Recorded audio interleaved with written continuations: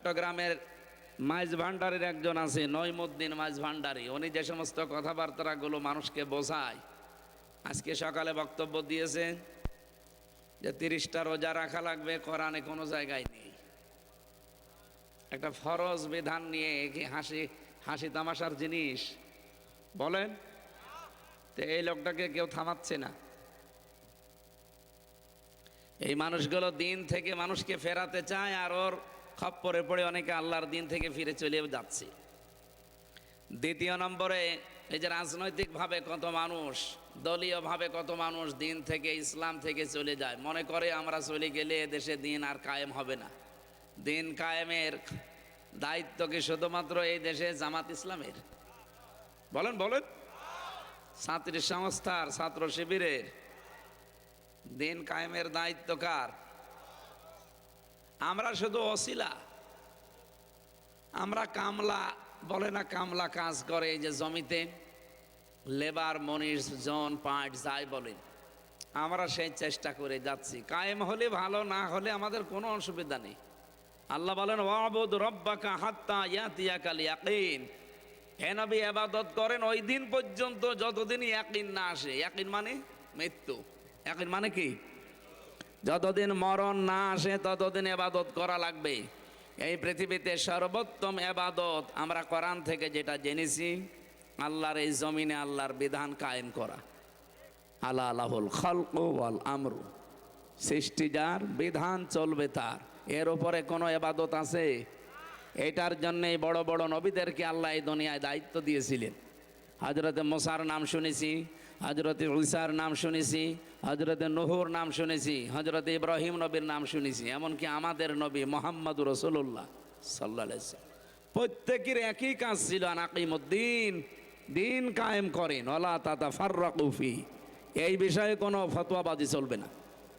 সুতরাং বাংলাদেশে আমরা যে যেই মতে পথে, যে যেই লাইনে আসি, মাসলাকে আসি, করেন আপনার কাজ।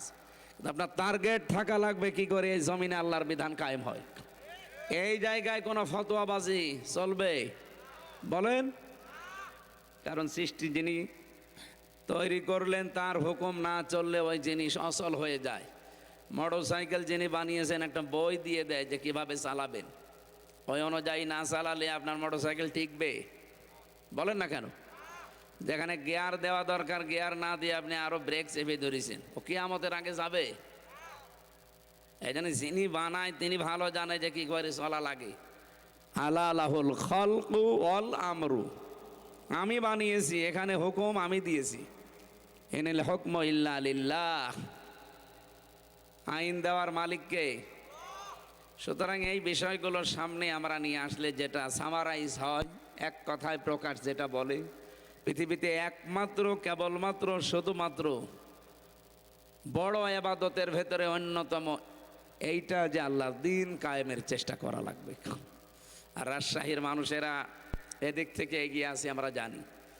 বাংলাদেশের রাজশাহী, চাঁপাইনবাবগঞ্জ, সাতক্ষীরা, এগুলোকে ফিলিস্তিন বলা হয়। কারণ এরা দিনের জন্য যে কোরবানি দিয়েছে, কিয়ামতে যদি আল্লাহ জেলা জেলা ভাগ করে যে জান্নাতে ঢোকায়, তো রাজশাহী অন্তত 3 নম্বরে থাকবে। 1 নম্বরে সাতক্ষীরা, 2 নম্বরে চাঁপাইনবাবগঞ্জ, 3 নম্বরে এই রাজশাহী। বহু অত্যাচার, জুলুম, নির্যাতনের শিকার আপনারা হয়েছেন। আল্লাহ যেন উত্তম জাযা কিয়ামতে দান করেন। জেলার হিসাব করলে আমার কুষ্টিয়া জেলা মনে হয় 64 নম্বরে থাকবে। কারণ ওখানে সারা পৃথিবীতে একটা নিরাপদ জায়গা, পুলিশ পাহারা দিয়ে গাঁজা খাওয়ায়।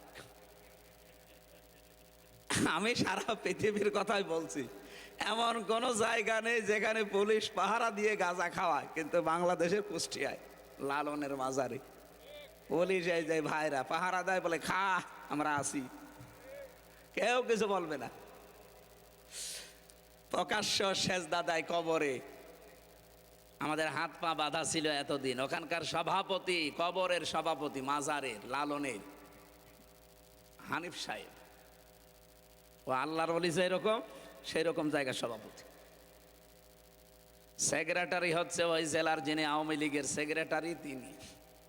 বলেন তো, এইরকম মানুষ যদি সভাপতি, সেক্রেটারি থাকে, সেখানে আপনি কথা বলতে পারবেন? কথা বলার আগেই তো 4 দেওয়ালের মাঝে চলে যাবেন।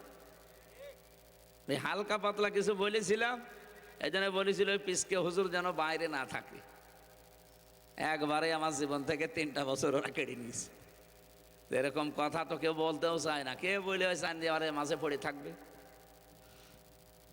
এই জন্যে রাজশাহী যেহেতু অনেক এগিয়ে আছেন আপনারা, আল্লাহ রাব্বুল আলামিন আপনাদের এই কষ্টের বদলা দুনিয়া আখেরাতে যেন দান করেন। এ বিষয়ে কোনো মত পার্থক্য কেউ যেন না করেন যে না, দিন কায়েমের দায়িত্ব, ইসলাম প্রতিষ্ঠার দায়িত্ব শুধুমাত্র প্রশাসনের না, শুধু জামাত ইসলামের না, শুধু বিএনপির লোকের না, সবার। মানুষ আপনি দাবি করছেন আল্লাহর বান্দা, আপনার প্রথম কাজই হবে এইটা।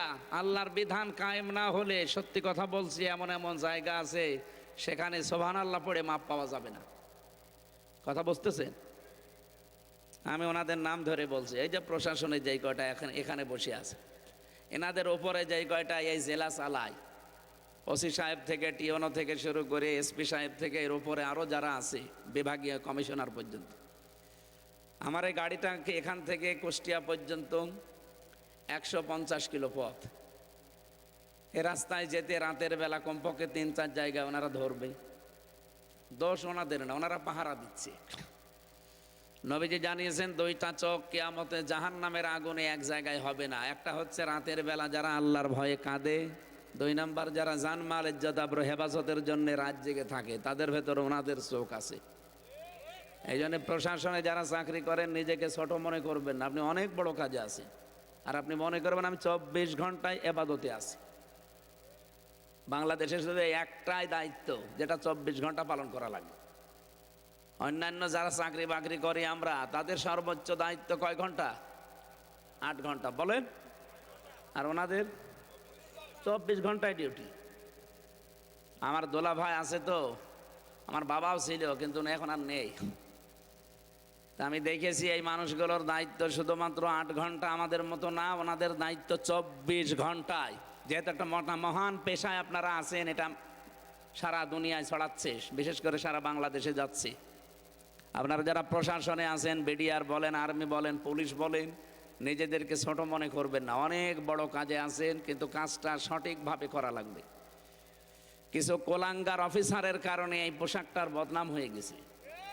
এখন মানুষ শুধু ওইদিকে তাকালে অন্য নজরে তাকায় না, দোষ ওনাদের না। ওনারা আমার গাড়িটা আটকালে রাতের বেলা হয়তো 200, 500, 1000 টাকা আমি দেয় যে ভাই চা খাবেন। এই টাকাতে উপরে যারা আল্লাহর ওলি বসে আছে তারা ভাগ পায়। তো এইটা বন্ধ করার জন্য কি সুবহানাল্লাহ পড়লে হবে? বলেন।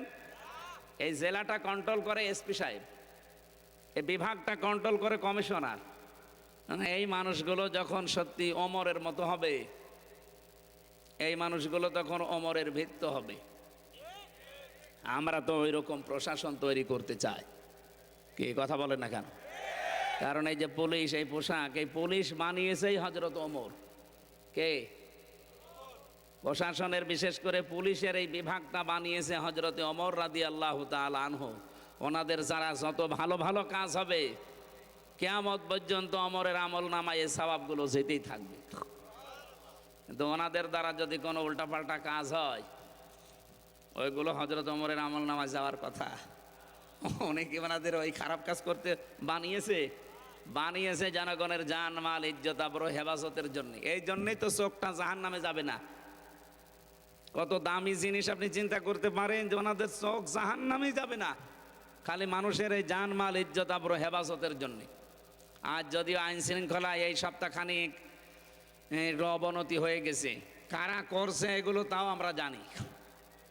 গতকালকে আমি নাটোরের পাশের জেলা এসপি সাহেবের সাথে এবং এসপির সাথে দেখা করেছিলাম, কথা বলছিলাম তাদের সাথে যে এই যে দৃশ্যগুলো এখন অবনতি, বলছে এগুলো হচ্ছে কেন, কারা করছে আমরাও জানি। সুতরাং যারা করছেন তারা থামবেন। কার উস্কানিতে এগুলো করছেন আমরা কিন্তু জানি। কারো উস্কানিতে পা দেবেন না। গোপালগঞ্জের মানুষের দিকে তাকান, পেছনে কেরম লাল হয়েছিল দেখেছিলেন? সেই পুলিশ এখনো আছে, সেই প্রশাসন, সেই আর্মি এখনো নেই। কথা বলেন না কেন? আবার কারো উস্কানিতে পা দিয়ে উল্টাপাল্টা কিছু করবেন, একবার যদি ওনাদের হাতে পড়েন না, ওই হাতে লাঠি না, ওটা তরমুজ, একটা দিলে মাপ বলারও সময় পাবেন না। এই জন্য আমরা আশা করব কারো উস্কানিতে যেন আমরা পা না দেই। দেশটা বেশ ভালোই সামনে এগিয়ে যাচ্ছে, আরো এগিয়ে যাবে ইনশাআল্লাহ। আরো আমার যতটুকু বাস্তবতা এগিয়ে যেত, কিন্তু আল্লাহর ওলি যাওয়ার সময় 14টা ব্রিফকেস নিয়ে গেছি। কি পাইলটকে বলেছিল যে ব্রিফকেসগুলো উঠেছে? বলছে জি ম্যাডাম চলো। আর একটা কথাও বলেনি। অন্তত কাওয়া কাকুকে তো বলতে পারতো যে কাওয়া চলে গেলাম, তাও বলে না। আমার নাম্বারটা জোগাড় করে বলতে পারতো না যে হামজা 3 বছর জেল খাটালাম, আমি চলে যাচ্ছি, দোয়া করো, তাও বলেন। চলে গেল চুরি করে। যাওয়ার সময় কি ছাই আর মাটি নিয়ে গেছে? কি নিয়ে গেছে? এই কারণেই তো আমরা এখন ঋণী। কতগুলো ঋণ আমাদের মাথার উপরে দিয়ে গেলেন। এদেশে এখন কেউ জন্ম নিলে তার মাথার উপরে 1,10,000 টাকা ঋণ ফোকলা করে দিয়ে গেছে দেশটা। আর বলে যে আমি কি করেছি, যে আমার অপরাধ কি? আপনি এখনো অপরাধ টের পাননি? আপনার জীবনের সবচাইতে বড় অপরাধ আয়না ঘর। কথা বলেন না কেন? আর এই আয়না ঘরের কারণেই কিন্তু তামাম দুনিয়ায় 257টা রাষ্ট্রের 10 জন নিকৃষ্ট মানুষের তালিকা পেয়েছি কয়েকদিন আগে। এই যে আজকে 4 তারিখ, 1 তারিখে তালিকা বের হয়েছিল। তামাম দুনিয়ায় 10 জন মানুষ এই পৃথিবীর জমিনে এখন নিকৃষ্ট। তার ভেতরে 1 নম্বরে হাসিনা, 2 নম্বরে বাশার আল আসাদ, 3 নম্বরে নেতানিয়াহু, 4 নম্বরে আশরাফ ঘানি। এরকম 10 জনের নাম পেলাম। অন্য যাদেরই নাম থাক আমার অসুবিধা নেই, কিন্তু 1 নম্বরে আমাদের আল্লাহর ওলির নাম। কি করেছে উনি বলেন তো? আমি তো নিজে ভিকটিম, আমিও 10 দিন ছিলাম। আমি ওই মাটির নিচে 10 দিন আমিও ছিলাম। আমি তো মিনিটাই ছিলাম। বিগটাই যে কি অত্যাচার এখন আপনারা টের পাচ্ছেন। এরপরও কি ষড়যন্ত্ররা থামিয়ে রেখেছিল? মোদিকে দিয়ে আবার পাঠিয়েছিল আমেরিকায়। ট্রাম্পের কাছে আমাদের দেশ সম্পর্কে বানিয়ে সানিয়ে মিথ্যা বলবে, কিন্তু না। যেই দিন মোদি গেছে ট্রাম্পের কাছে, ঠিক ওই দিন আন্তর্জাতিক মিডিয়াগুলো নিয়ে ডক্টর ইউনূস আয়না ঘরে গেছে। মুখ খোলেন, আমিও খুলে দিচ্ছি। জাতিসংঘ রিপোর্ট দিয়েছে ওই দিনই। ট্রাম্প যাতে মাতাল হলো তাহলে ঠিক আছে। ও যেই কথা শুনেছে, শোনার পরে এদিকে আন্তর্জাতিক মিডিয়ার সব আয়না ঘর উন্মুক্ত করেছে। এই দেখেন এই করেছিল। চেয়ার দেখেছেন না আপনারা? ওটা এভাবে কাঁপে, আমিও দেখেছি। ওইটা আমি দেখিনি, আমারটা ছিল ঘোড়া চেয়ার। আমার আগে একজন লোককে নিয়ে গেল ছাত্র দলের, চট্টগ্রামের একজন ভাইকে। ওরে নিয়ে যেয়ে দেখি চিল্লাচ্ছে, এভাবে হাত বেঁধে দেয় চেয়ারের সাথে ক্লিপ দিয়ে, এই গলাটা আটকিয়ে দেয় একটা ফিতা দিয়ে, মাথাটা কালো কাপড় পরিয়ে দেয়। আপনার হাত পা মাথা সব নড়াতেই পারবেন না। একবার শুধু সুইচ টিপ দেবে, 1 টিপে 120 বার ঘুরবেন। আপনি চিন্তা করতে পারেন মাথার ভেতরে কত সূক্ষ্ম সূক্ষ্ম জিনিস আছে জানেন? ফ্রন্টাল লব পেয়েছি আমি, প্যারাইটাল লব পেয়েছি, অক্সিপিটাল লব পেয়েছি, টেম্পোরাল লব পেয়েছি, মোটর কর্টেক্স পেয়েছি, সেন্সরি কর্টেক্স পেয়েছি, লব পেয়েছি। এখানে 70,000 জিনিস দিয়ে ঘেরা আছে। আর এত সূক্ষ্ম এই মগজগুলোর সাথে সেট করা। আপনি 1 মিনিটে যদি 120 বার ঘোরেন, সেকেন্ডে কয়বার? আপনারা কি ঘুমাচ্ছে? আপনি নিজেকে ওই জায়গায় একটু দাঁড় করান তো। 1 মিনিট পরে মনে হবে আমি 8-10টা দুনিয়া দেখতে পাচ্ছি।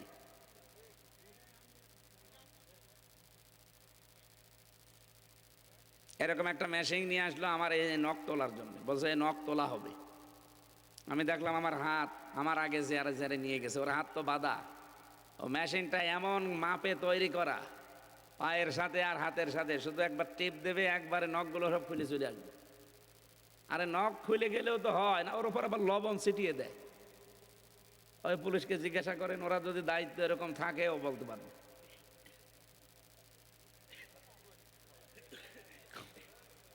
এখনো পর্যন্ত আমি দেখি অনেকে জালেমের সাফাই গায়। আপনি মানুষ না জানোয়ার? আপনি আপনারে তো উপরে কিছু যায়নি, আপনি টের পাননি।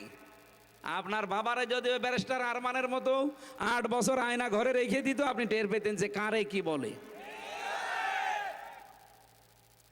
এই জন্য তামাম দুনিয়ার ভেতরে নিকৃষ্ট মানুষের 1 নাম্বার তালিকায় ওনার নাম। একটা হাজি মানুষ। আমাদের এই দেশের বদনাম হয়ে গেছে সারা বিশ্বের কাছে। আমরা ওই বদনাম ঘোষাতে চাই সামনে, এমন একটা দেশ উপহার দিতে চাই কোরআনের মাধ্যমে, এটা যেন সত্যি রোল মডেল হয়। এতদিন শুধু নাম শুনেছিলাম যে রোল মডেল, সব মিথ্যা কথা। বলতো আইনের শাসন প্রতিষ্ঠা হচ্ছে, কিসের আইনের শাসন? সব আইনের নামে সব বেআইনি কাজ কারবার করেছে এই দেশে, বিশেষ করে এই 15 বছরে। এটিএম আজহারুল ইসলামের যে মামলা, যে সাক্ষী, সবগুলোই পালিয়ে গেছে। যারা বাদী, যারা সাক্ষী দিয়েছে, যারা বিচারপতি, যারা প্রসিকিউটর, বলেন একটা মানুষও আছে? আর সব পালিয়েছে। তে উনি বেকার ভেতরে থাকবে কোন কারণে? অন্য একটা দল, আমি নাম নিলাম না, ওরা এখন 2-3 দিন দেখলাম ছড়াচ্ছে যে এটিএম আজহারুল ইসলাম উনি মামলার সাজাপ্রাপ্ত আসামি, ওনারে ছাড়া ঠিক হবে না। আপনি এত বড় শয়তানি কথা বলতে পারলেন? সাজাপ্রাপ্ত হয়ে গেলে যদি তারে ছাড়া না যায়, তাহলে তারেক জিয়া 9 বছরের সাজা হয়েছিল। এক কথা বলেন না কেন? তারেক জিয়ার বউ 3 বছর সাজা হয়েছিল। তারেক জিয়ার মা 6 বছর সাজা হয়েছিল। তাদেরকে ছেড়ে দিলেন কি করে? লুৎফুজ্জামান বাবর 17 বছর পরে বের হইল কি করে? তারেক জিয়া সাহেবের বন্ধু গিয়াসউদ্দিন মামুন 17 বছর পরে বের হইল কি করে? সুতরাং পক্ষপাতিত্ব করবেন না। আপনার বিবেকের ওপরে কি কুকুরে প্রসাব করেছে? একটা নিরপরাধ মানুষ। এগুলো সব হাসিনার নশলনে পড়ার কারণে। আমিও হালকা পড়েছিলাম, 3 বছর শেষ। যারা বড় বড় ওরা বেশি পড়েছে, ওদের 13 বছর 14 বছর জীবন থেকে শেষ। এটিএম আজহারুল ইসলামের আর 13 বছর 14 বছর যেহেতু জীবনে আমরা আর ফেরত দিতে পারবো না, বাকি জীবনটুকু যেন মুক্ত আকাশে কাটাতে পারে। এ বিষয়ে যে বাধা দেবে বুঝবেন সে ভারতের ঠিক দালাল। হ্যাঁ, কথা বলেন না কেন? নিরপর একটা মানুষের পক্ষে আপনি থাকার জন্য একটা কথাও বলতে পারেন না। রমজান এসেছে, আপনি কি নেবেন শিক্ষা? আমরা সামনে ওই কথাগুলো আসবে, তাফসিরের এই আয়াত থেকে কথা বলবো ইনশাআল্লাহ। আমি এই কথা তুলেছিলাম, সাবেক সংসদ সদস্যর নামে লেখা আছে উনি এই 3 বারের আগে, তার মানে এটা ঠিক আছে। কিন্তু এই 3 বারে যদি কেউ আমার সামনে পড়েন যে সাবেক সংসদ সদস্য, সাবেক মন্ত্রী, আমি কিন্তু জনসম্মুখে বলবো যে না, সাবেক ডাকাত, সাবেক চোর। আরে রমজান মাসে তুই মেয়ে লোক জনসম্মুখে সিগারেট খাবি কোন কারণে? এক কথা বলেন না কেন? উনি যে উদ্যোগ নিয়েছে, যে মন্তব্য করেছে, 100 ভাগ হালাল মন্তব্য করেছে।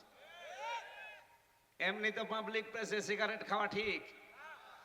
ওই যে পুলিশ বসে আছে, ওনারা আইন জানে না যে পাবলিক প্লেসে কেউ যদি সিগারেট খায়, ধূমপান করে, তার কত টাকা জরিমানা ভাই?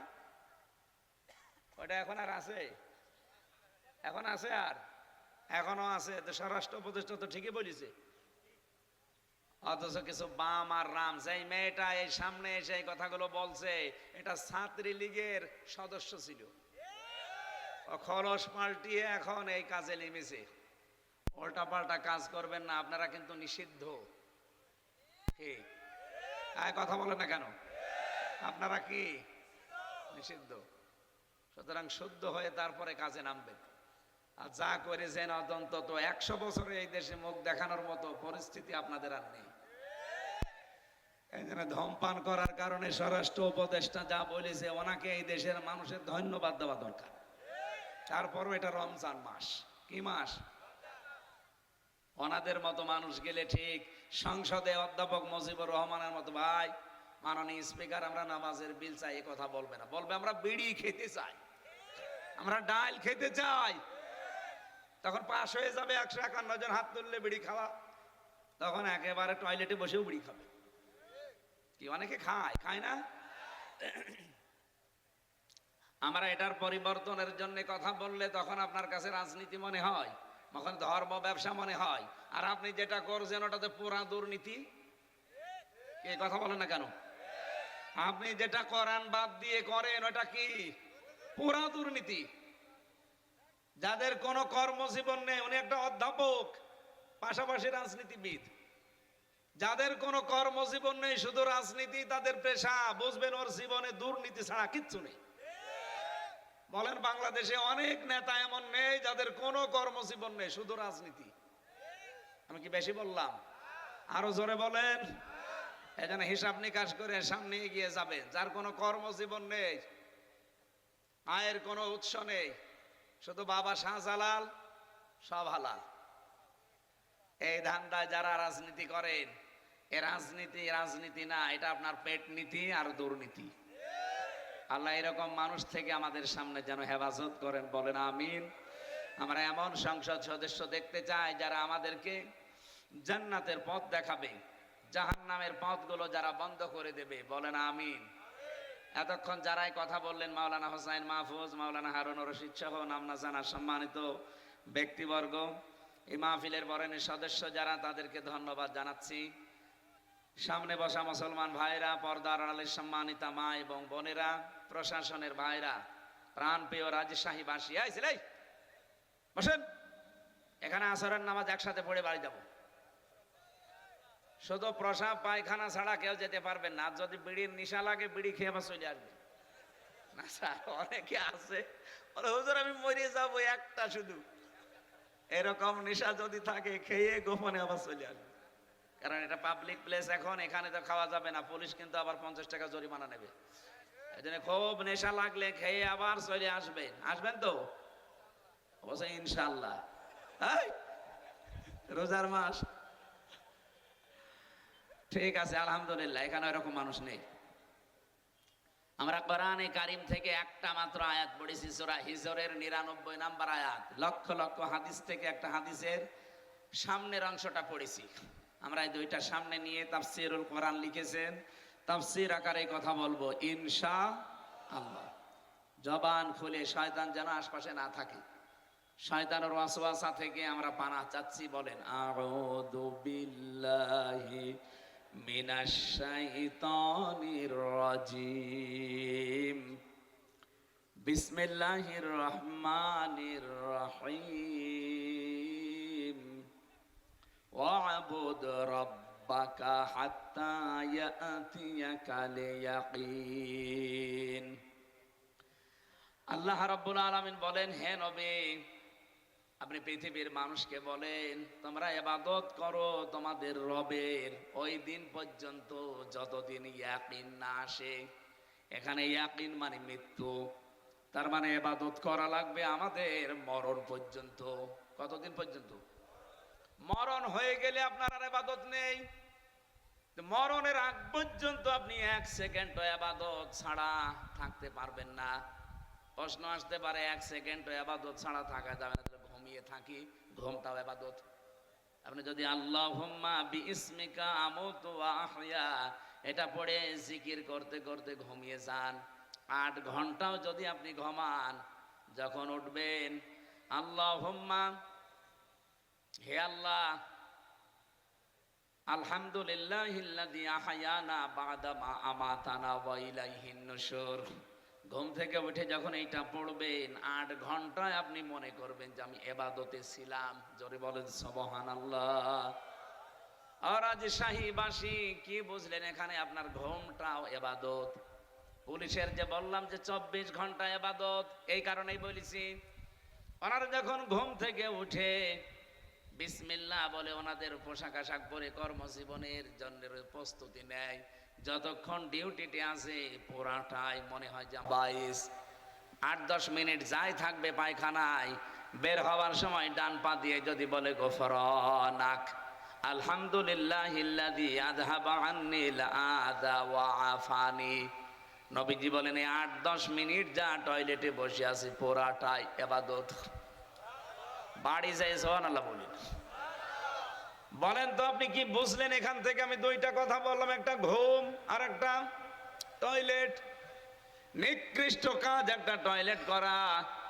এই 8-10 মিনিট যদি আপনার ইবাদত হিসাবে গণ্য হয়ে যায়, এ পৃথিবীতে এমন কোন কাজ আছে যে মুমিন জীবনে ইবাদত হবে না? আপনি যদি স্ত্রীর সাথে হাসি মুখে কথা বলেন, ওইটাও ইবাদত। সুবহানাল্লাহ বলতে পারেন না? কেউ যদি স্ত্রীর দিকে হাত এগিয়ে দেয়, ও যদি মহব্বতের সাথে চেপে ধরে, সারাদিন যে গোনাগুলো হয়েছিল সগীরা, নবীজি বলেন সব হাতের ফাঁকা দিয়ে ঝরে যায়। আমরা স্ত্রীর দিকে তাকায়ও, হাতও ধরি, নিজেরটা বাদ দিয়ে অন্যেরটা। এরকম মানুষ দেশে নেই?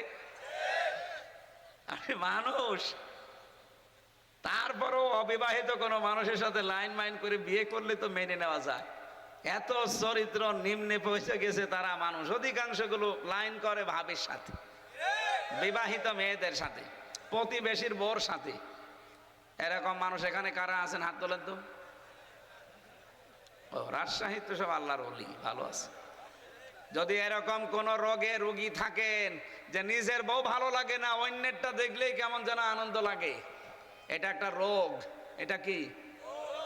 এই রোগ ভালো হওয়ার দুইটা ঔষধ আছে, একটা হচ্ছে হোমিওপ্যাথি আর একটা অ্যালোপ্যাথি, নাকি? অবশ্য ঠিক। হোমিওপ্যাথি অ্যালোপ্যাথিতে হবে? সূরা নূরের 30 নম্বর আয়াতে আল্লাহ ঔষধ দিয়েছেন যাদের এই রোগ আছে। সেদিন আমার মোবাইল একজন মেসেজ দিয়েছিল, ও বাড়ি কক্সবাজার। হুজুর, বিয়ের পরে প্রথম বছর তো ভালোই লাগছিল, কিন্তু এখনো ছাতা আর ভাল লাগে না, এক জিনিস আর কতদিন। আরে শয়তান, ও যদি বলে যে এক জিনিস আর কতদিন, তো ওর বউ কি বলবে? ওর বউ বলতে পারে না যে এক জিনিস আর কয়দিন? না, এটা আপনার একটা রোগ। নিজেরটা ভালো লাগে না, অন্যেরটা ভালো লাগে। এটা কি বলেন তো? এই রোগ কি এই এই রাজশাহী আছে? আপনি একেবারে পুলিশের দিকে না তাকিয়ে আল্লাহর দিকে তাকিয়ে হাত তোলেন তো ভাই। একজন না, যে দুইজন হাত তুলেছে মনে হচ্ছে বিবাহিত, চরিত্র তো খুব খারাপ। হ্যাঁ পুলিশ ভাই, এই দুইজনে ধরে নিয়ে যাবেন তো। নিজের বউ ভালো লাগে না, লোকের বউ দেখলে আপনার আনন্দ লাগে না? ওরা দুইজন সহ আমরা যারা আল্লাহর ওলি বসে আছি, আমাদের ভেতরে যদি এরকম শয়তান ওয়াসওয়াসা দেয়, যেহেতু শয়তান এখন বাধা আছে রমজানে, রমজান মাসে কি শয়তান বাধা আছে, অন্তত ওই চিন্তা আমাদের নেই। তারপরেও যদি মুখে উকি ঝুঁকি মারে, প্রথম ঔষধ কুল্লিল মুমিনিনা ইয়াগুদ্দু মিন আবসারিহিম ওয়া ইয়াহফাযু ফুরুজাহুম যালিকা আযকা লাহুম। আল্লাহ পাক বলেন, নবী আপনি মুমিন পুরুষদেরকে বলেন, তারা যদি পর নারী দেখে সঙ্গে সঙ্গে যেন চোখ নিচের দিকে করে। 2 নম্বরে তাদের লজ্জাস্থান যেন তারা হেফাজত করে, এইটাই পবিত্রতম পন্থা। সুতরাং পবিত্র হওয়ার জন্যে কোরআনের এই ঔষধ ছাড়া পৃথিবীর কোন ঔষধ দিয়ে আপনার চরিত্র সংশোধন করতে পারবেন? বলেন বলেন না। ব্যস্ত? হ্যাঁ ঠিক আছে, অনেকক্ষণ আছেন তো, আলহামদুলিল্লাহ। যান। সুবহানাল্লাহ আলহামদুলিল্লাহ। এখানে আসরের আজান হয় কয়টায়?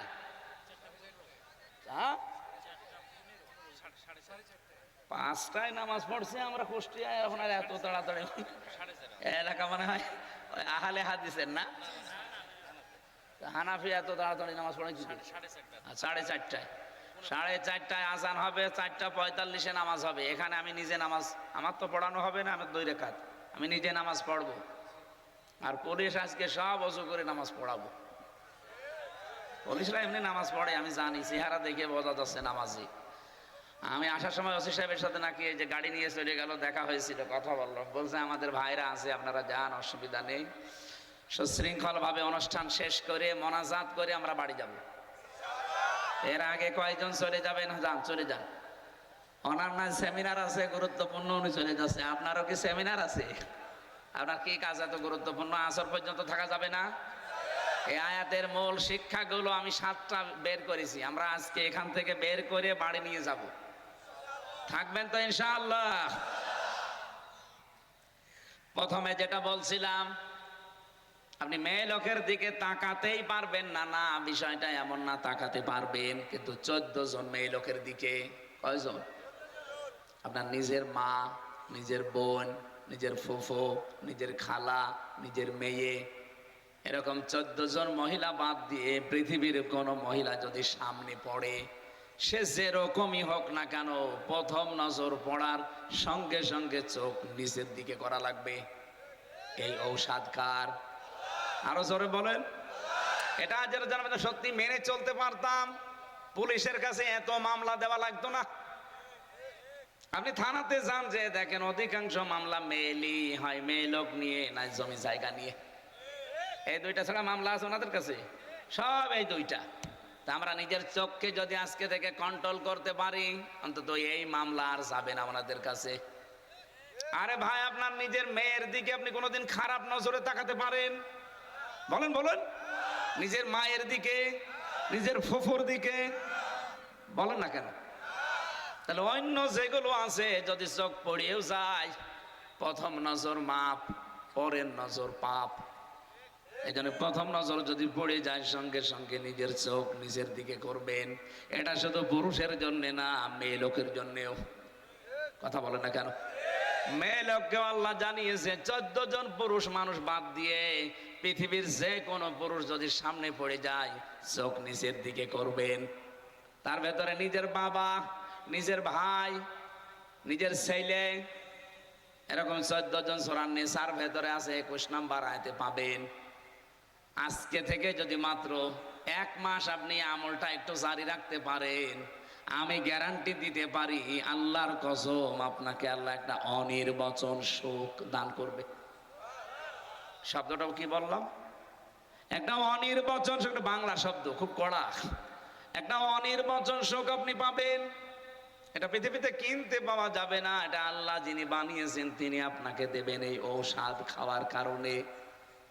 আজকে থেকে আমাদের চরিত্রকে সংশোধনের জন্য আল্লাহর এই ঔষধ, নারী পুরুষ আমরা সবাই। হ্যাঁ, কষ্ট হবে, শয়তান তো জাল পেতে বসে আছে, কষ্ট হবে। তারপরেও যেহেতু রোজা রাখার দ্বারা আল্লাহ আমাদেরকে একটা জিনিস দিতে চান, সেটা হচ্ছে তাকওয়া। সেটা কি? আমি একটা একটু 1 মিনিটে ব্যাখ্যা করছি, তারপরে আমার আলোচনায় যাচ্ছি। ইন্নাল্লাযীনা তাকাউ ইযা মাসসাহুম তায়িফুম মিনাশ শাইতানি তাযাক্কারু ফাইযা হুম মুবলিসুন। সূরা আরাফের 102 নম্বর আয়াতে আল্লাহ জানিয়েছেন, নিশ্চয় যারা তাকওয়া অবলম্বন করবে রমজানের রোজা রাখার দ্বারা, ইযা মাসসাহুম তায়িফুম মিনাশ শাইতান, শয়তান যদি তাদেরকে ওয়াসওয়াসা দেয়, তাযাক্কারু, তাকওয়া থাকার কারণে সঙ্গে সঙ্গে তারা আল্লাহর কথা স্মরণ করবে, আল্লাহর আযাবের কথা, আল্লাহর নিয়ামতের কথা, আল্লাহর পুরস্কারের কথা, জান্নাত জাহান্নামের কথা, এগুলো স্মরণ করার সঙ্গে সঙ্গে ওই মানুষগুলো ওই অবাধ্য কাজ থেকে তারা নিজেদেরকে বিরত রাখবে। ফাইযা হুম মুবলিসুন, তাদের এই অন্তর্দৃষ্টি খুলে যাবে। চোখ কিন্তু দুইটা, ভেতরে একটা কাজ করছে, অন্তরের চোখ আর একটা চর্ম চোখ। এই দুইটাই যখন তার সামনে ওপেন হয়ে যাবে, খুলে যাবে, এই মানুষগুলো তখন সঙ্গে সঙ্গে এই মেয়ে লোকের দিকে তাকানোকে গণা মনে করে ফিরিয়ে নিয়ে আসবে চোখ।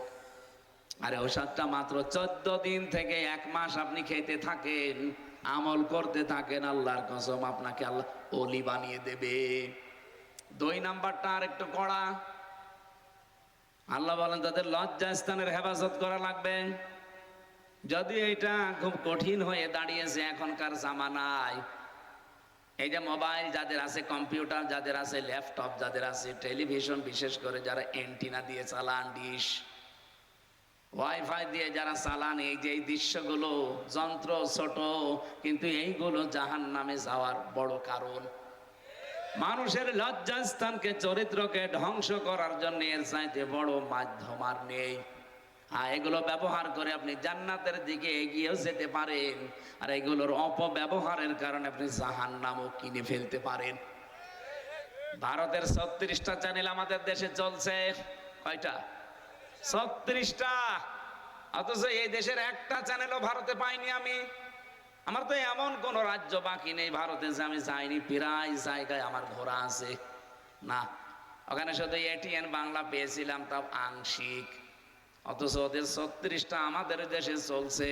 বলেন একটাও তো চরিত্র ভালো হওয়ার কোন চ্যানেল আছে? সব চরিত্র ধ্বংস করার।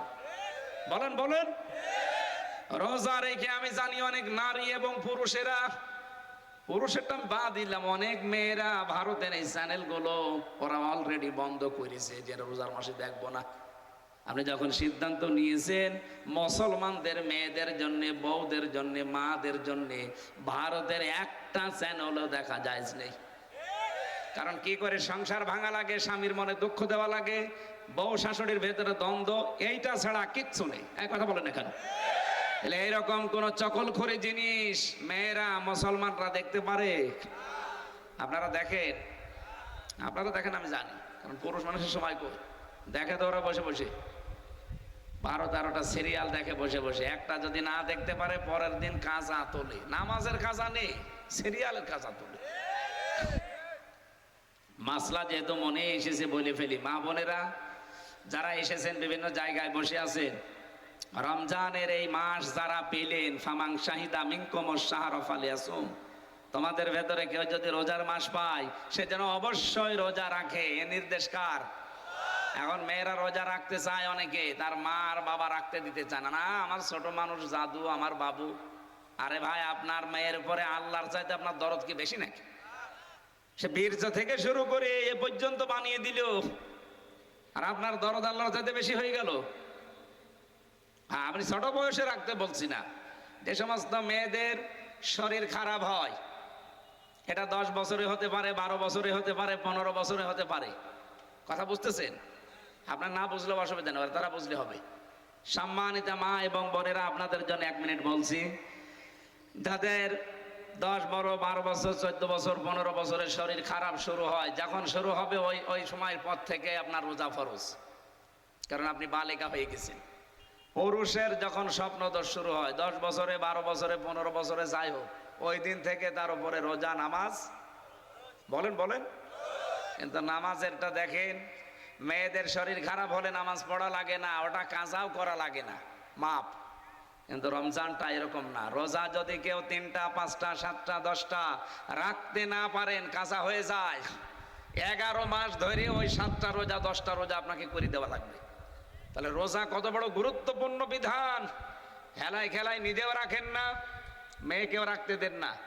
না, এটা কাজ করবেন না, আপনি কিন্তু জবাব দিতে দিতে শেষ হয়ে যাবেন। অনেক দামি জিনিস রমজান। এটার দ্বারা 27টা শিক্ষা আল্লাহ আমাদেরকে দিতে চেয়েছিল, তার ভেতরে 1 নম্বরে তাকওয়া। কি বললাম? যারা তাকওয়া অবলম্বন করবে 1ম নম্বর পুরস্কার। শয়তান যদি ধোঁকা দেয়ও, আল্লাহ বলেন তাযাক্কারু, আল্লাহর কথা তখন তাদের অন্তরে আমি স্মরণ করে দেই। হয় জান্নাতের কথা নাই, জাহান্নামের কথা নাই, আযাবের কথা নাই, নিয়ামতের কথা নাই, পুরস্কারের কথা। এগুলো স্মরণ করার মাধ্যমে ওই মানুষগুলো গুনার কাছ থেকে ফিরে রাখার চেষ্টা চালায়, আর আমি তখন সাহায্য করি। বলেন সুবহানাল্লাহ।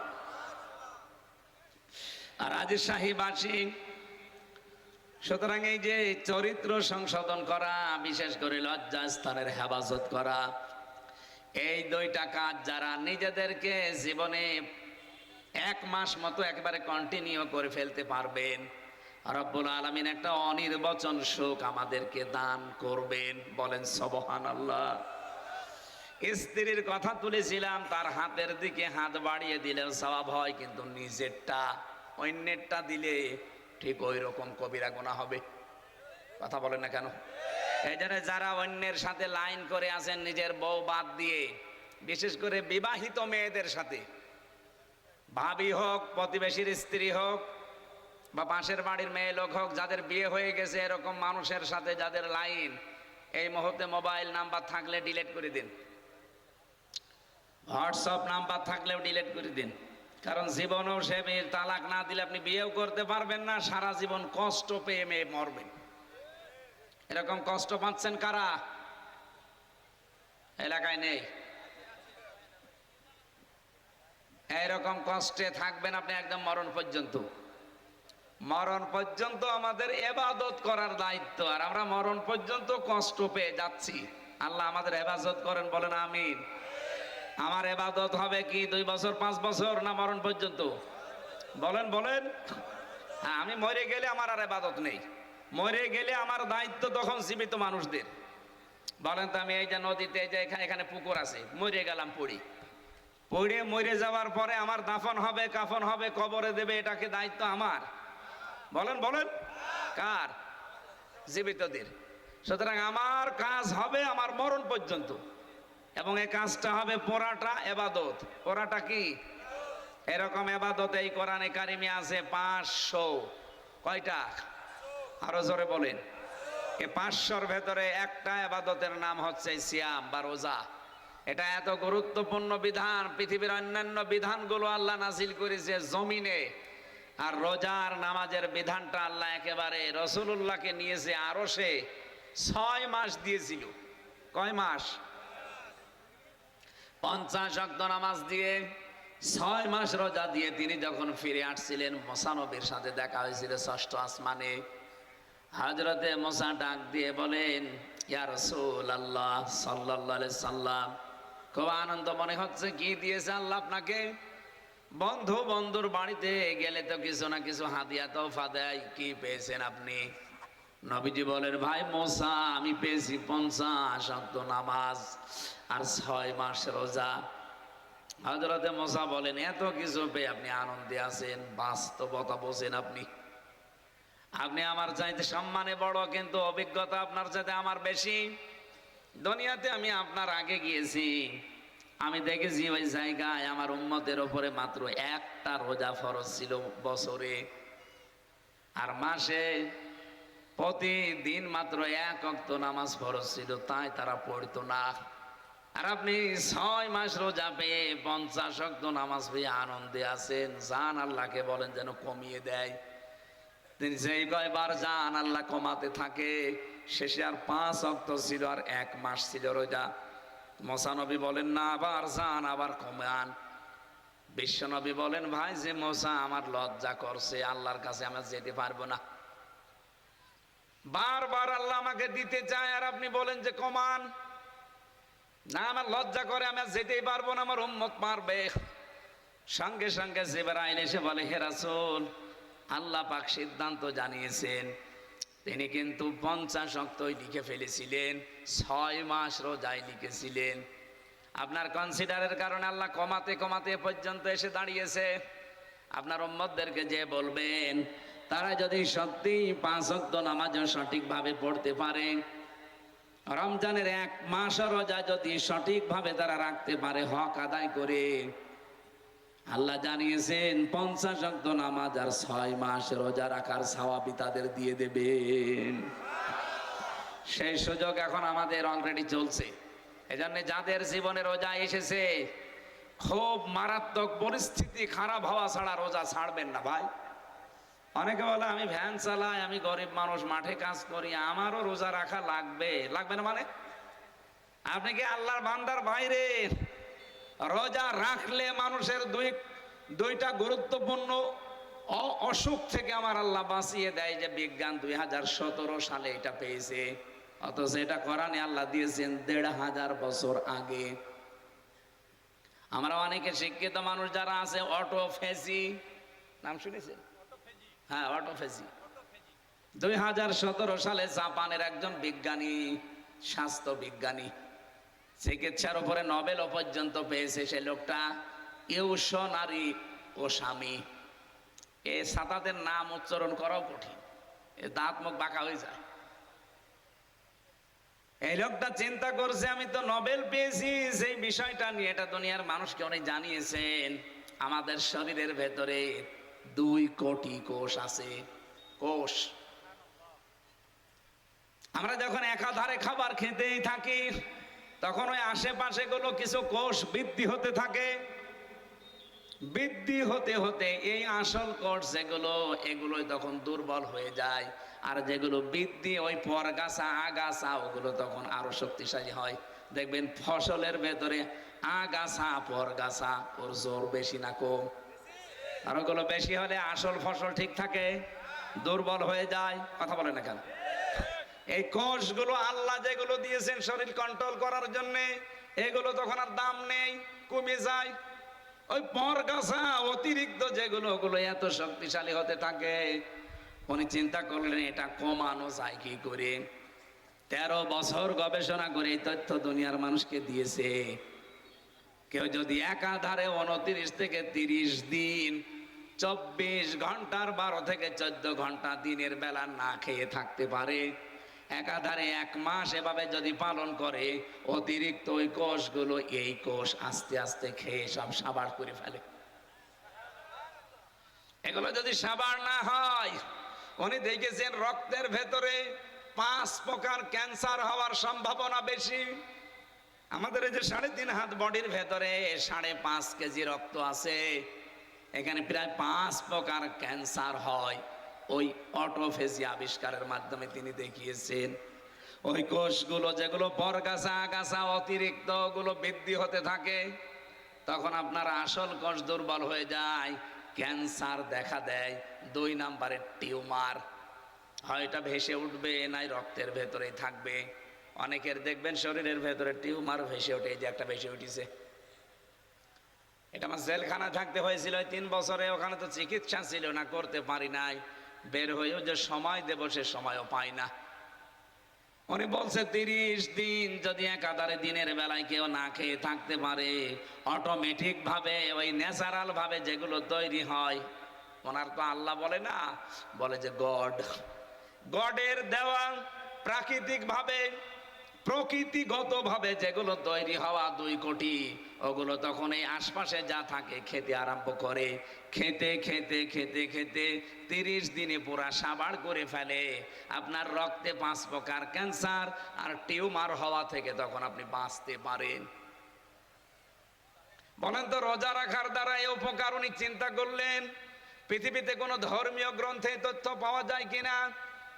4,500 ধর্মীয় গ্রন্থ আছে দুনিয়ায়। কত? 4,500 উল্লেখযোগ্য যেগুলো তিনি মিলিয়েছিলেন, দেখি কোনটা মিলানো যায়। সর্বশেষ তিনি আমাদের কোরআন, মুসলমানদের ধর্মীয় গ্রন্থ সূরা বাকারার 184 নম্বর আয়াতের শেষের অংশের সাথে তিনি এই তথ্যটা মিল পেয়েছেন। ওয়া আনতাসুমু খায়রুল লাকুম। রাব্বুল আলামিন বলেন, তোমরা রোজা রাখো, তাহলে তোমাদের উপকার হবে, তোমাদের ভালো হবে। কি ভালো হবে? তার 1 নাম্বার ভালো তিনি এইটা দিয়েছেন। এটা ধনী হোক গরিব হোক, রোজা রাখলে মারাত্মক এই অসুস্থতা থেকে, অসুখ থেকে আল্লাহ আপনাদেরকে আমাদেরকে বাঁচাবেন। বলেন সুবহানাল্লাহ। 2 নম্বরে, কোন মানুষ যদি রোজা রাখার অভ্যাস করে, আমরা 2 জন নবীর নাম পড়েছি কিতাবে। একজন নবী হযরতে নূহ আলাইহিস সালাম, সারা জীবনে কোনোদিন তিনি অসুস্থ হননি। 950 বছর হায়াত পেয়েছিলেন, সারা জীবনই তিনি রোজা রাখতেন। বিজ্ঞানও এখন প্রমাণ করছে রোজা রাখলে শরীরের ভেতরে অনেক জার্ম আল্লাহ শুকিয়ে দেয়, নষ্ট হয়ে যায়। ওগুলো এমনি এমনি আপনি সুস্থতা অনুভব করবেন।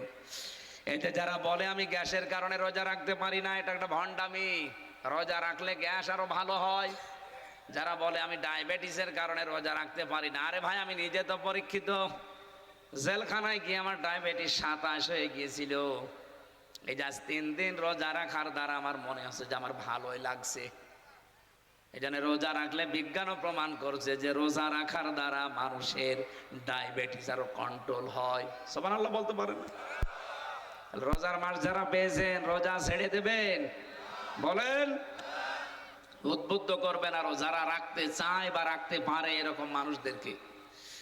আমার ভাইরা, 3 নাম্বারটা পেয়েছি, কোন মানুষ যদি রোজা রাখার দ্বারা তাকওয়া অবলম্বন করতে পারে, যেটা এটা ইবাদতের ভেতরে অন্যতম একটা ইবাদত। তাকওয়া অবলম্বন করার দ্বারা দুনিয়া আখিরাতে তো ফায়দা আছে। আল্লাহ পাক এই পৃথিবীতেও যদি কোনো বিপদেও পড়ে, এই রোজা রাখার দ্বারা যে তাকওয়া অর্জন হয়েছে, এই তাকওয়ার কারণে মহান আল্লাহ তার ওই বিপদটাও দূর করে দেয়। হযরত ইউসুফ নবীর দিকে আপনি তাকাবেন, 7টা দরজায় তার তালা লাগানো ছিল। জুলাইখা এমন একটা জায়গায় নিয়ে তাকে প্রেম নিবেদন করেছিল। হযরত ইউসুফ কিন্তু চরিত্রের মহা দুর্যোগের ভেতরে পড়ে গিয়েছিলেন। ওই সময় বলেছেন রব্বুল আলামিন কুয়ায় ফেলেছিল ছোটবেলায়, ভাইরা তুমি আমাকে বাঁচিয়ে দিয়েছো আমার জীবনটা, কিন্তু আজকে আমি ঘরের ভেতরে এমন অবস্থায় আছি, এখানে শুধু জীবন না আমার ঈমান বাঁচানোই দায় হয়ে পড়েছে। কারণ মানুষ হিসাবে তার ভেতরেও চাহিদা ছিল না, ছিল না? কোরআনে কারীম জানিয়েছে ওয়ালাকাদ হাম্মাত বিহি ওয়া হাম্মা বিহা। জুলাইখা যেমন জেনা করার জন্য সব খুলে রাজি, ইউসুফ নবীও রাজি।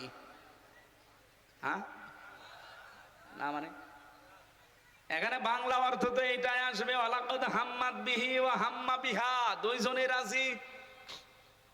ইউসুফ নবীও রাজি ছিল, কারণ তার মানবিক যে গুণাবলী এগুলো তো তার ভেতরে আছে। আমির হামজার মতো 100 মানুষের যৌবন আল্লাহ নবীদেরকে দিয়েছিলেন, তারপরও সামনে যিনি দাঁড়িয়ে আছেন যেমন তেমন কালো ধলা মেয়ে লোক না, এটা বিশ্ব সুন্দরীর ভেতরে একজন।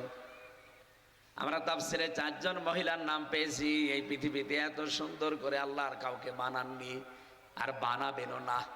1 নম্বরে আমাদের আদি মাতা হযরতে হাওয়া আলাইহিস সালাম, 2 নম্বরে জুলাইখা। এত সুন্দর করে আল্লাহ তার কাটিং তৈরি করেছিলেন, দেখলে মানুষের ক্ষুধা পর্যন্ত মিটে যেত। কি সুন্দর হতে পারে বলেন তো আপনি? পৃথিবীতে এখন যারা বিশ্ব সুন্দরী হয় এদেরকে দেখলে নাকি মানুষ হা করে থাকে। তাহলে জুলাইখা কত সুন্দরী হতে পারে? যেহেতু তার সন্তান আদি হয়নি, এজন্য তার যৌবনও ঠিক ছিল। 2 জন পুরুষকে আল্লাহ সব জায়গায় সৌন্দর্যের অধিকারী বানিয়েছিলেন। তার 1 নম্বরে আমাদের নবী মুহাম্মদুর রাসূলুল্লাহ সাল্লাল্লাহু আলাইহি সাল্লাম, 2 নম্বরে হযরতে ইউসুফ নবী। তাহলে পৃথিবীর একজন সুন্দরী পুরুষ, সুন্দরী মহিলার সুন্দর না পুরুষ, 2 জন এক ঘরের ভেতরে। মানবিক গুণাবলী তো তাদের ভেতরে ছিল। এজন্য আল্লাহ দিয়েছেন ওয়ালাকাদ হাম্মাত বিহি ওয়া হাম্মা বিহা।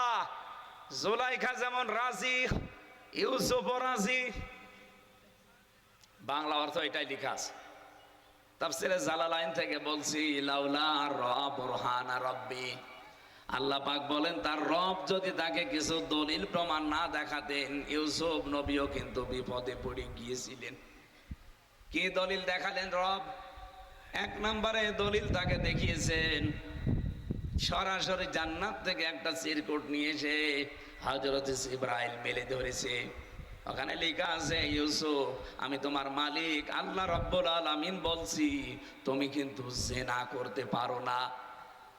2 নম্বরে তার বাবা ইয়াকুব আলাইহিস সালামের সূরাত আল্লাহ হাজির করে দিয়েছিলেন। বাবা যেন সামনে দাঁড়িয়ে বলছে, ইউসুফ আমি তোমার বাবা বলছি, তুমি কিন্তু জিনা করতে পারো না। সন্তান যত খারাপ হোক, বাবার সামনে কাজ করবে কেউ? এই 2টা দলিল দেখে আল্লাহর দিকে ভরসা করে তিনি দৌড় দিলেন সামনে। তিনি জানতেন না যে সামনের দরজা খুলবে। শুধু ভরসার তাওয়াক্কুল ছিল কার উপরে? আরো জোরে বলেন। কাদালি হুসু আওয়াল ফাহশা ইন্নাহু মিন ইবাদিনাল মুখলাসিন। আল্লাহ পাক বলেন এইভাবে আমি আল্লাহ তার থেকে অন্যায় এবং অন্য যে অবাধ্যতা এগুলো দূর করে নিয়েছিলাম। আমার মুখলেস বান্দাদেরকে আমি আল্লাহ এইভাবে করেই ভালোবাসি। এখান থেকে আমি যে শিক্ষাটা পেয়েছি, হযরতে ইউসুফ আল্লাহর ভয়ে চরিত্রের এই মহা দুর্যোগের সময় তিনি যে চেষ্টা করেছিলেন, শুধু রব্বুল আলামিন সামনের দরজাগুলো সব তার কুদরত দিয়ে খুলে দিয়েছিলেন। ইউসুফ নবীর ধারণাও ছিল না যে জায়গায় দরজা খুলতে পারে। আমরা যদি কিয়ামত পর্যন্ত যারা দুনিয়ায় আসবে, আল্লাহর ভয় রোজার দ্বারা যেটা তৈরি হয় তাকওয়া, রোজার দ্বারা তাকওয়া তৈরি হয়, এটার প্রমাণ আমরা নিজেই। এখন আমার কিন্তু সারাদিন এমনিতে জার্নি, আর সকাল থেকে আমি পরিবারের পেছনে সময় দিচ্ছিলাম বিভিন্ন জায়গায়। আমি একটু ক্লান্ত হয়ে গেছি, আজকে আমার গলাও শুকিয়ে গেছে। 2 দিকে পানি আমার দেখেন। আমি যদি একটা ডোব দিয়ে নিচে যে পানি খাই, আল্লাহ ছাড়া কেউ টের পাবে? এরপর আমি মরে গেলেও আজানের আগে কিছুই খাবো না। কার ভয় বলেন তো? আরো জোরে বলেন। আল্লাহ বলেন এই ভয়টাই যখন মানুষের তৈরি হবে, রোজার মতো জীবনের প্রতিটি দিক আর বিভাগে প্রত্যেকটি জায়গায় যখন এই ভয়টা তৈরি করতে পারবে, আমি আল্লাহ ওকে এমন জায়গা থেকে বিপদে পড়লে সাহায্য করব, ওর ধারণাও ছিল না যে দরজা খুলে যেতে পারে। আমি 2009 সালে যখন বিশ্ববিদ্যালয়ে ভর্তি হয়েছিলাম ফার্স্ট ইয়ারে, ওই সময় একবার তারাবি পড়িয়েছিলাম। যিনি আমার পেছনে আছে উনি মুফতি, হাফেজ না, খুব ভালো মুফতি। আমি যে আয়াতটা পড়লাম, এর পরের আয়াতটা পড়ছিলাম, আস্তাবাকাল বাবা ওয়া কাদ্দাত কামিসাহু মিন দুবুরি ওয়া আলফায়া সাজ্জিদাহা লাদাল বাব। এই আয়াতটার এই এক বাব শব্দটা ছেড়ে গেছে। নামাজ শেষ, নামাজের পরে উনি নামাজ শেষ, সালাম ফিরালাম, আমারে বলছে হাফেজ সাহেব দরজা এখনো খুলিনি। দরজা খুলিনি মানে? তার মানে উনি অর্থের দিকে খেয়াল করে মিলাতে মিলাতে যাচ্ছিলেন। ইউসুফ নবী দরজার কাছে যাবে, তাফসিরে পড়েছি দরজার কাছে যে দাঁড়িয়েছিল, জুলাইখা যখন পেছন থেকে দৌড় দিয়েছে তখন হযরতে ইউসুফ সামনের দিকে আল্লাহর দিকে তাওয়াক্কুলটা, বিশ্বাসটা, ভরসাটা এত বেশি করেছিলেন, রব্বুল আলামিন সঙ্গে সঙ্গে নিজে কুদরতি ভাবে জিবরাইল দিয়ে দরজা খুলে দিয়েছেন। হযরতে জিবরাইল বলে, আমি আরশের পায়া ধরে সব সময় বসে থাকি, পৃথিবীতে আমি যতবার এসেছি স্বাভাবিক ভাবে এসেছি, শুধুমাত্র 2 বার আমি খুব তাড়াতাড়ি এসেছিলাম। একদিন হযরতে ইব্রাহিম নবী যেদিন ছুরি চালাচ্ছিলেন তার সন্তান ইসমাইলের গলায়, ওই দিন আমার আল্লাহ আরশ থেকে ডাক দিয়েছে, জিবরাইল একটা দম্বা নিয়ে আমার ইব্রাহিমের ছুরির নিচে ধরো আর ইসমাইলকে পেছনে দাঁড় করিয়ে দাও। ওই দিন তাড়াহুড়া করে জান্নাতের দম্বা নিয়ে আমি যে শুয়ে দিয়েছিলাম, এত তাড়াতাড়ি আমি দুনিয়ায় কোনোদিন যাইনি। দ্বিতীয় নম্বরে হযরতে ইউসুফ নবী যেদিন দরজার কাছে যেয়ে দাঁড়িয়েছিল আনমনা হয়ে, না দরজা তো খোলে না, ঠিক ওই সময় তার তাওয়াক্কুলটা দেখে এত সুযোগ পাওয়ার পরও সুযোগ কাজে না লাগিয়ে আল্লাহর ভয়ে নিজের চরিত্রকে সংশোধন করেছে। আল্লাহ এত বেশি খুশি হয়েছিল, আমারে ডাক দিয়েছে, জিবরাইল জলদি করে যাও, আমার ইউসুফ নবী দাঁড়িয়ে আছে দরজার সামনে, তুমি যে তাড়াতাড়ি দরজা খুলে দাও। ওদিকে মাত্র 3-4 হাত পেছনে জুলাইখা। এতটুকু আসতে যতটুকু সময় লেগেছে, খুব বেশি হলেও 3-4 সেকেন্ড লাগার কথা, এই 3-4 সেকেন্ডের ভেতরে আরশ থেকে হযরতে জিবরাইল এত দ্রুত এসেছিলেন, এসে দরজা 7টায় পর পর খুলে দিয়েছিলেন। আল্লাহ বলেন, শুধু এভাবে আমি ইসমাইল, ইব্রাহিম আর ইউসুফকে না, ফাস্তাজাবনা লাহু ওয়া নাজ্জায়নাহু মিনাল গাম্মি ওয়া কাযালিকা নুনজিল মুমিনিন। এইভাবে যদি আমার বান্দারা সত্যি আমাকে ভয় করার নীতি অবলম্বন করে, আমি তাদের ডাকে সাড়া দিয়েছি, যেমন ইউনূসের ডাকে সাড়া দিয়েছি, ওয়াকাযালিকা নুনজিল মুমিনিন, এভাবে আমার মুমিন বান্দাদের ডাকে আমি আল্লাহ সাড়া দিয়ে সাহায্য পাঠাবো। অবিশ্বের মুসলমানেরা বলেন তো, সে আল্লাহর শক্তি এখন ওই রকমই আছে না একটু কমে গেছে? সুতরাং আল্লাহর ভয়টা আমরা এই মাসে এমন ভাবে তৈরি করতে চাই, এমন ভাবে তৈরি করতে চাই, 11 মাসে যদি বিপদেও পড়ে যায়, সামনে যেহেতু বড় বড় বিপদ কিন্তু অপেক্ষা করছে, বিশেষ করে আমাদের প্রতিবেশীদের বিপদ। এ পৃথিবীর নিকৃষ্ট প্রতিবেশী আমাদের, এত মিথ্যা কথা বলা প্রতিবেশী দুনিয়ার কারণেই। বিশ্বের যতগুলো দেশ আছে তাদের আশপাশে যারা প্রতিবেশী তারা সাহায্য পাঠায়, আর আমরা এমন প্রতিবেশী পেয়েছি শুধু আমাদের 12টা বাজায়। এই 54 বছর আমাদের বিরুদ্ধে সবচাইতে বেশি মিথ্যা তথ্য ছড়িয়েছে আমাদের এই প্রতিবেশী ইন্ডিয়া। কথা বলে না কেন? ওরা এখনো বসে নেই, ওরা চেষ্টা চালিয়েই যাবে। এই জন্য আমাদের সামনে তাকওয়ার এই নীতি ছাড়া কোনো উপায় নেই, তাকওয়া ছাড়া, আল্লাহর সাহায্য ছাড়া সামনে বাঁচার কোনো পথ নেই।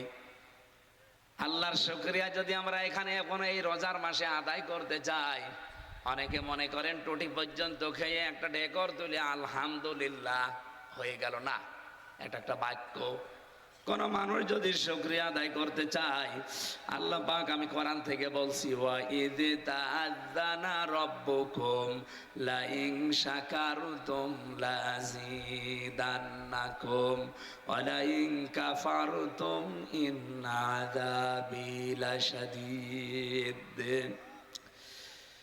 এটা সূরা ইব্রাহিমের 9 নম্বর আয়াতে আছে। রব্বুল আলামিন বলেন, শুকরিয়া যদি আমার কোন নিয়ামতের আদায় করো আমি আল্লাহ ওটা বাড়িয়ে দেব, কুফরি করলে ছিনিয়ে নেব, কঠিন আযাবে ফেলে দেব। শুকরিয়া আদায়ের মাধ্যম হচ্ছে তিনটা। এক নম্বরে মুখে স্বীকার করা লাগবে যে হাঁটায় নিয়ামত, রমজান যে আমাদের জন্য নিয়ামত আমরা স্বীকার করি। বলেন বলেন। আরে ভাই, বেরোজাদার যারা তাদের বাদ দিলাম, রমজান যে কত বড় নিয়ামত আমি নিজেরটা বললাম। আমার ডায়াবেটিস এখন কন্ট্রোলে, গ্যাস এখন স্বাভাবিক, আমার শরীরও এখন সুস্থ। 1 মাস রোজা রাখার দ্বারা পুরা এই যে ক্যান্সার হয়, টিউমার হয়, এই কোষগুলো আল্লাহ পুরাটা আমাকে কমপ্লিট করে দেবে, সুস্থ বানিয়ে দেবে। এগুলো তো দুনিয়ার, আখেরাতে তো আরো আলাদা আছে। পৃথিবীতে মানুষ বিপদে পড়লে যার মাধ্যমে আল্লাহ সাহায্য পাঠাবে তার নাম তাকওয়া। ওয়ামাইয়াত্তাকিল্লাহা ইয়াজআল লাহু মাখরাজা। কোন মানুষ যদি আল্লাহকে ভয় করার নীতি অবলম্বন করে জীবন কষ্ট করে হলো চালাতে পারে, এমন জায়গা থেকে তার সাহায্য আসবে তার ধারণাও ছিল না যে এরকম জায়গায় সাহায্য আসতে পারে। সেই সুযোগ আল্লাহ রমজানের মাধ্যমে আমাদের করে দিয়েছেন। সুতরাং আমরা স্বীকার করছি রমজান একটা ইবাদত এবং একটা নিয়ামত। 2 নম্বরে অন্তরে এটা মানা। অন্তরে মানা মানে ভেতরে একটা আনন্দ লাগবে আপনার রমজান আসলে, আমরা জানি মুমিন যারা তাদের লাগে। 3 নম্বরে আল্লাহর দেওয়া নিয়ম নীতি, সামনে রমজানের মাধ্যমে যে শিক্ষাগুলো আল্লাহ দিতে চেয়েছেন পুঙ্খানুপুঙ্খানু আদায় করার নাম হচ্ছে শুকরিয়া আদায় করা। এই 3টা সামনে রেখে রমজানের শুকরিয়া আদায় করে বাকি 11টা মাস আমরা যেন আদায় করে চলতে পারি। আমিন। আর যেহেতু 5-6 মিনিট আছে, আজান দেবেন এখনই, দিয়ে এখানে নামাজ পড়ে নেবেন। আল্লাহুম্মা আমিন। চ্যানেলটি সাবস্ক্রাইব করে আমাদের সঙ্গেই থাকুন।